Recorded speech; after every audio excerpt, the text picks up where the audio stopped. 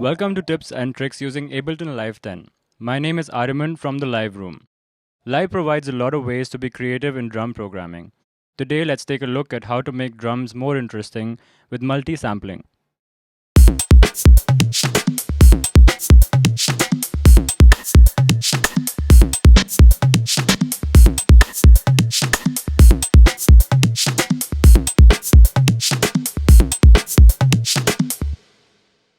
Let's begin.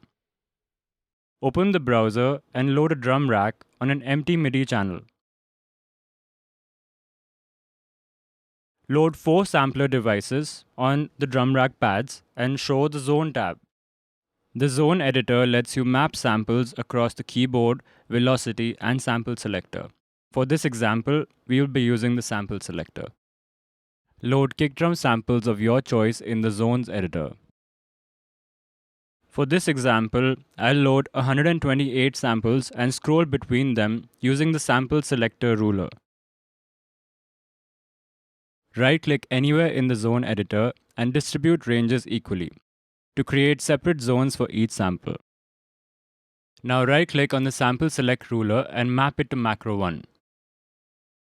You can now rename the sample selector to kick. You can now browse through 128 kick samples using macro 1 and trigger them using the drum rack pad. Similarly, repeat the process to create more drum chains like hats, snares, and percussions.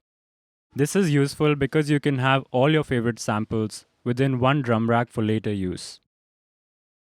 In an empty clip slot, double-click to create a MIDI clip.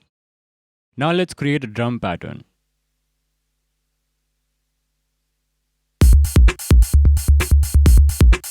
As you can hear, this is quite a basic pattern. Let's now look at how to make it more interesting. To do so, we'll automate the sample selector macro knob. Hit B to access the pencil tool and draw automations.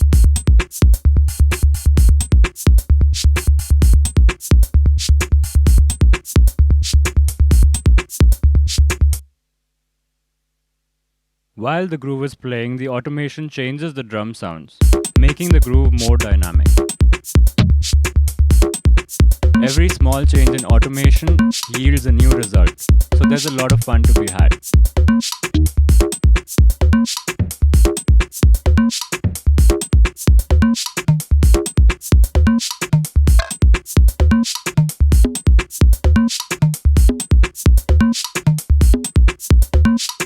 Thanks for listening.